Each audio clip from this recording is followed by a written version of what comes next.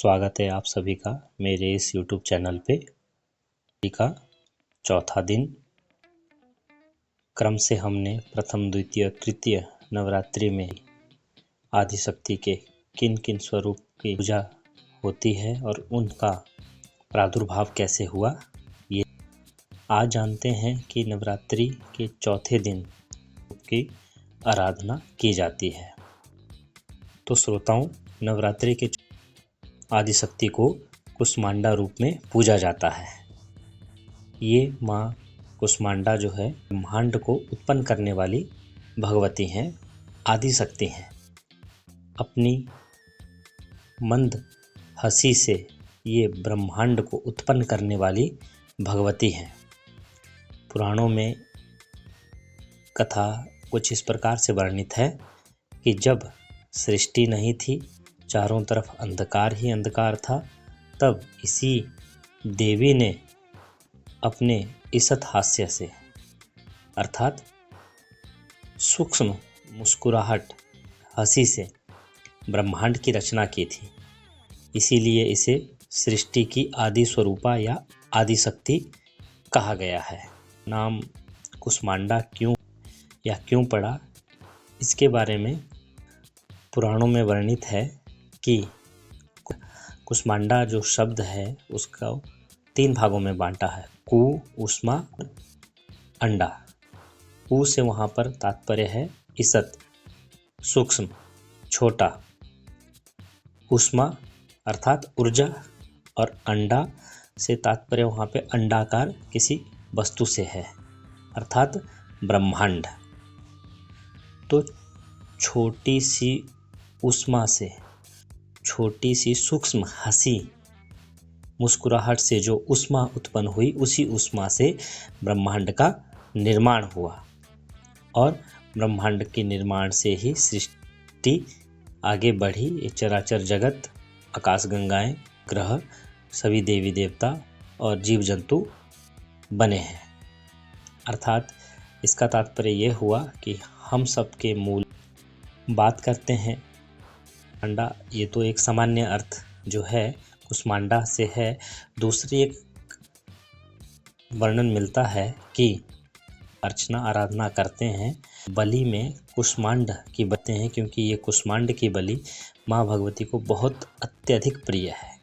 माता इससे जल्दी प्रसन्न होती है। कुष्मांड संस्कृत का शब्द है।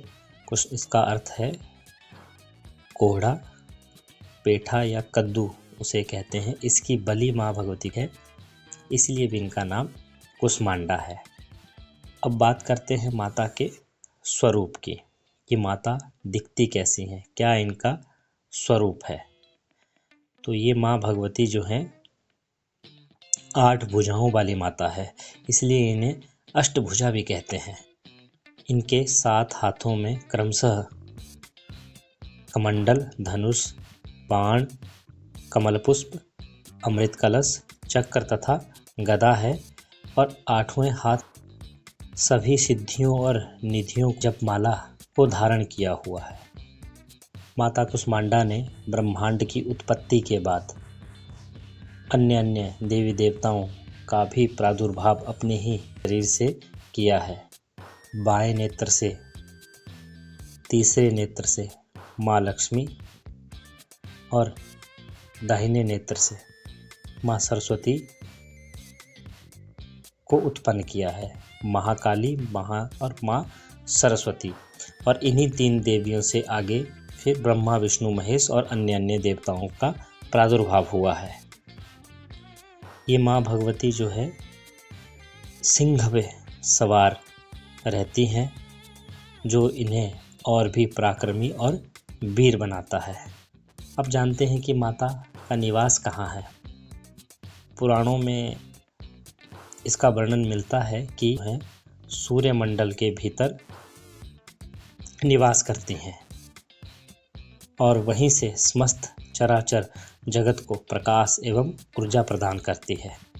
सूर्य की तेजस्विता और जीवनदायिनी शक्ति केवल इन्हीं तेज से ही संभव है। अब नवरात्रों में साधक जो हैं रात्रि में साधना करते हैं तो प्रथम नवरात्र, द्वितीय नवरात्र साधक जहाँ तक पहुँचता है, उसके बाद चतुर्थ रात्र वो अपने हृदय प्रदेश में मंत्र को जागृत करता है और आदिशक्ति से वरदान प्राप्त करता है। जो भक्त श्रद्धापूर्वक नवरात्रि के चौथे दिन उनकी पूजा करते हैं, वे आरोग्य, तेज, आयु, सुख, समृद्धि और उन्नति को प्राप्त करते हैं। माँ कुष्मांडा की उपासना से मानसिक रोग दूर होते हैं, जीवन में सकारात्मक ऊर्जा और प्रगति का मार्ग प्रशस्त होता है, घर परिवार में सुख, समृद्धि, आरोग्य की प्राप्ति होती है।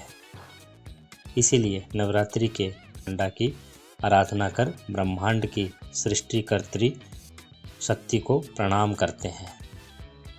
जीवन में प्रसन्नता लाए, सुख और समृद्धि लाए, इसी मनोकामना के साथ बहुत बहुत